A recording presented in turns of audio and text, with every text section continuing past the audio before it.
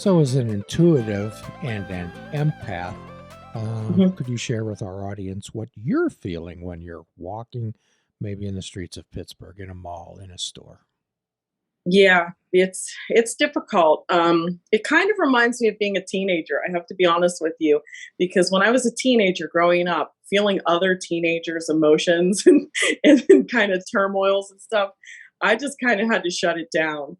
And I don't do that now. I did that then as a child because it was just the most easy mechanism I could. Um, what I try to do is I try to pay attention to who I'm connecting in with and what I'm connecting in with. And if I feel like I protect my own energy and I protect myself in spaces, but if I feel that I could actually interact with a person and change and shift them just by looking, and it's hard now to smile because a lot of us were still wearing masks and stuff places, but you can smile with your eyes. And so I try to kind of raise the frequency of people's vibration because a lot of times we're all just so in our head that we're having that inner dialogue that we're kind of, and I see this a lot with people, they're kind of in their own little private universe having this own little conversation with themselves. And suddenly when you connect with another person, it's like, hello, remember you're a citizen of the planet and there are other people here that want to connect with you. And I think just even doing that with people is helpful. I always connect in. On the last time that we spoke, I did give you the exercise of what I do to clear my energy field, and it's a breathing technique. And I've got the painting of the tree behind me, and Yes. trees are something that really resonate with me. So I just imagine I'm a tree, do my breathing exercise, and I like release a lot of that stuck energy that I do absorb from other people in the world. That's the best thing for me. So, if you were doing an instructional video, could you go through step by step the technique that you use? Yeah, that's the one that I use the most. I have to be honest with you because it's so it's so user friendly, it's so available, and it's something that you can do anywhere you are. You can be in the middle of an argument and use this. So the tree behind me is like kind of my, oh, this way. It's my visual aid.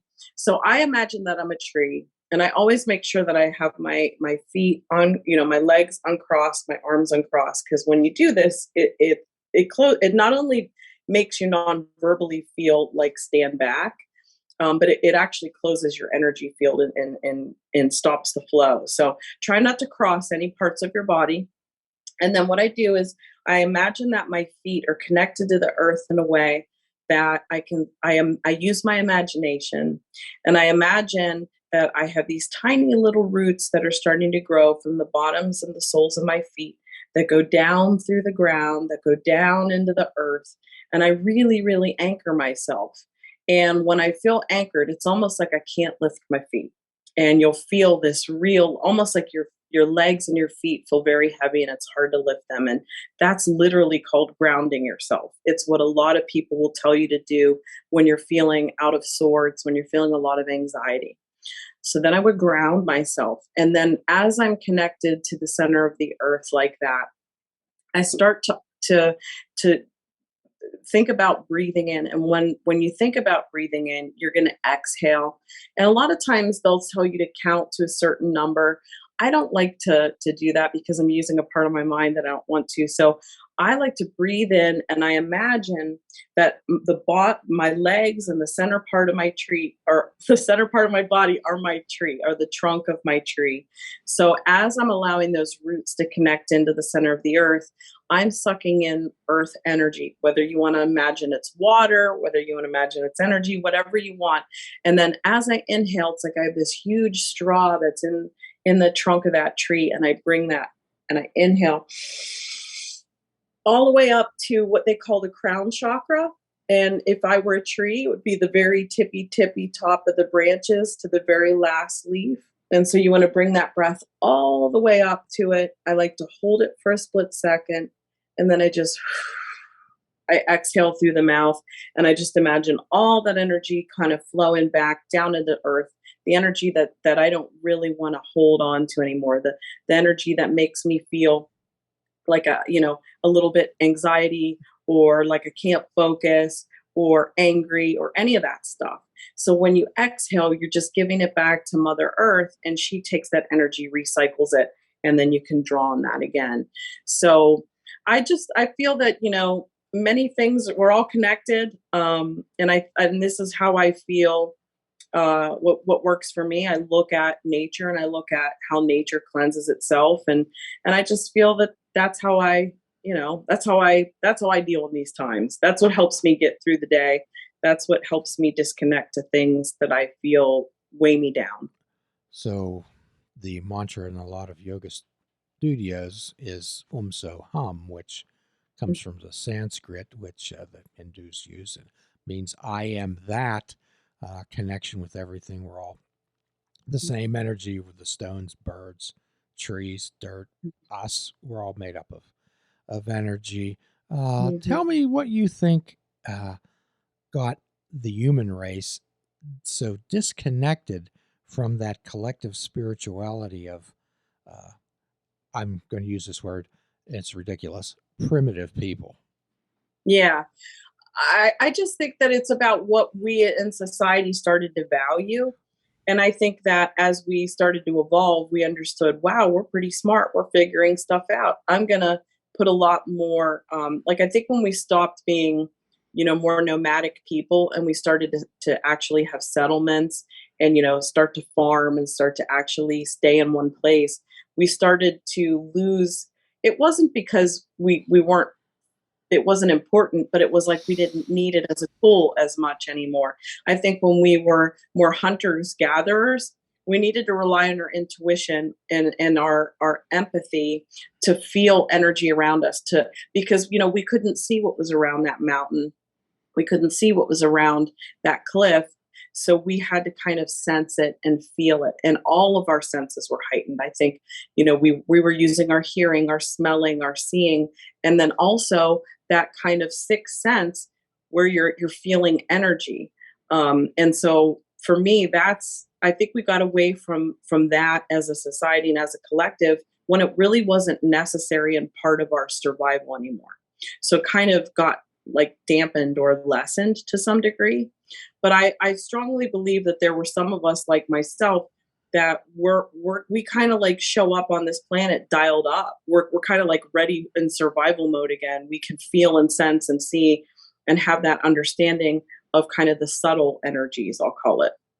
And so that's my 2 cents. I like that. I like that dialed up Mhm, phrase. mhm, So often, now keep in mind that I'm a behavioral health therapist. So mhm, most of the time, I deal with the collateral damage of all the social media, all the mhm. technology, and I know there's much good about it.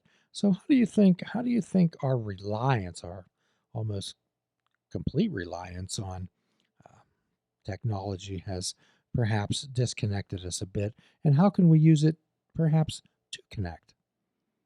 Yeah, it's funny that you say that because there was a time where I would, and this might sound a little funny to people out there, but there was a time before there was GPS, or like if my GPS wouldn't work or I wouldn't have a signal in a certain space, I would actually call it my psychic GPS, my spiritual GPS, because I'm very plugged into my spirit team all the time, and I would like kind of connect with them and say, should I make the left up here or the right up here? What should I do? I'm kind of lost. I don't know where this place is. And so I would listen to my spirit guides of my spirit team. And I'm telling you, it would get me there. I would not be lost within a few minutes. And the other thing that I think of too is that when we connect them with our spirit guides and when we can connect them with people in spirit, it is possible to not necessarily know everything, but you get access to information, especially in a trance type state, which I don't know if we want to get into that or not, but when you're in a trance type state We could. and you're accessing a different level of consciousness, you can bring through energy, kind of similar to Google. Okay, well, tell us about the trance state. Could you tell us a little bit more about the spirit guides?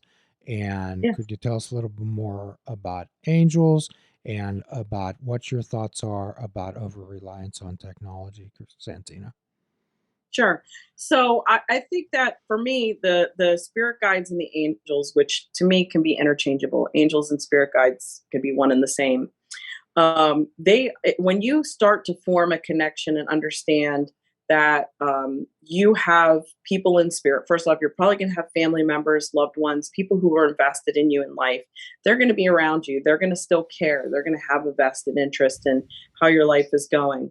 I also know that there are angels that protect us, and there are guides who are assigned to us from the minute that we decide we're going to come down to this earth school and give it our best go.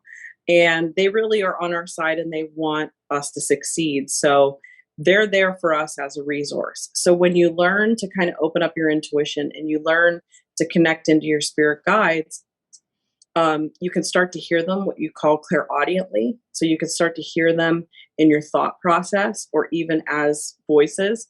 For me, I mostly hear my spirit guides in the same manner. I call it your reading voice. So, like if you're reading a book to yourself, that voice that you hear in your mind as you read your book, that's how my guides come forward to me. And at the very beginning of me learning to work with them, it was very, very hard for me to discern what is me thinking my thoughts and what is my are my spirit guides giving me advice and helpful hints. And so the mechanism that I just came up with for myself was I told my guides, when it's you, I need you to ring, like actually made them ring a service bell. And I said, can you ring a bell so that I know that this is not coming from my mind and that I know that this is a spirit guide kind of a thing. And it was good at first, but then it became quite annoying. And then I got to the point where I could feel the difference. You know, as an empath, I can feel the difference when I'm getting something that's coming from a divine source as opposed to what I'll just say, like the monkey mind, like my own mind and my own thought process. So that to me, and I've worked with people to help them learn who their guides are and connect with their guides. And they have had really, really wonderful, earth shattering, like beautiful experiences where, like we mentioned before, it's helped them to kind of conquer fears. It's helped them to evolve and do things in ways that they, you know, used to think was impossible. So it's a powerful thing to go down that path, to learn who your spirit guides are, to connect in with your angels, to ask for angelic support. We talked on a previous podcast about the fact that angels won't interfere with free will. Yes. You very much have to ask for assistance from them, but the minute that you ask, it's not even a minute, it's like a nanosecond, boom, you're getting help. So that's how I view the angels. And to me, the when you're bringing up technology, technology is an interesting tool because it has both, you know, just like everything in this world, it's got duality. It's got positivity because it, you know, you and I can connect through it and we're having a wonderful time, you know, talking about spirituality and stuff.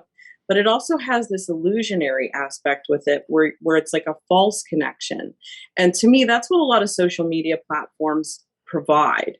You know, when you're not interacting with somebody in real time and you know, having like an actual moment together, it gives you this perception of like, I know this person. It's almost kind of like TV, you know, if you think about it. If you think about TV, whenever it first came out, there were these movie stars and you felt like you knew these movie stars. And then if you met them out in the street, you realize they don't know you. They don't have the context for who you are.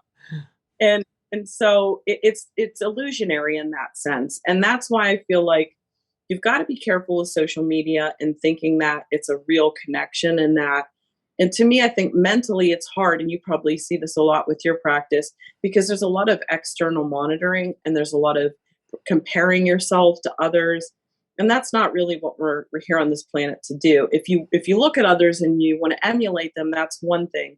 But when you look at others and it makes you feel lesser that, you know, than you should about yourself, then it's a toxic kind of connection. So as I was saying earlier, it's really up to us to decide, how does this making me feel?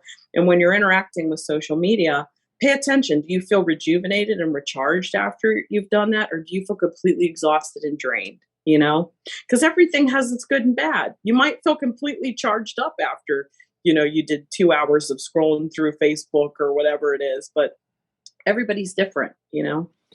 Well, we often talk to people, Santina, about the world is neither Mhm. fair or unfair. It merely is. Mhm. And that the only thing that we can control is our reaction to people, places, and things. And if we could get an assist on that from the spirit world, that would be dandy. For most people, the angels are viewed as divine beings. Okay. Mhm. And I'm not sure, uh, perhaps you could differentiate or combine them, the difference between, or if there is one, between an angel, which is viewed in the Bible-ish type of things as a divine Mhm. being, versus a spirit guide. When I think of spirit guide, Santina, I think of Native Americans. Mhm. A lot of people do, but that doesn't mean that every person has, a Native American spirit guide. To me, and this gets like a little bit down the rabbit hole with things, but if you believe in reincarnation, then there's very much a possibility that, and I've seen this. I do feel that we potentially have. It depends. Some of us have come and been in the world many times. Some of us, this might be our first go around, but I do feel like sometimes spirit guides can be uh, people who we knew, souls that we connected with from past lifetimes, and sometimes that's where the Native Americans will pop through because potentially we have something that resonates with us, something where we felt connected to it or we feel a familiarity with it because potentially we lived in that as a past lifetime. Please check out our website at fishingwithoutbait.com, where you can listen to the show, comment on our discussions, and find out where you can subscribe to our podcast. If you're interested in flying the colors of Fishing Without Bait, click the shop icon on our website. We have clothing, mugs, cell phone cases, and so much more. Show the world that you fish without bait. This show is a member of the Sorgatron Media Podcast Network. Find out more at sorgatronmedia.com.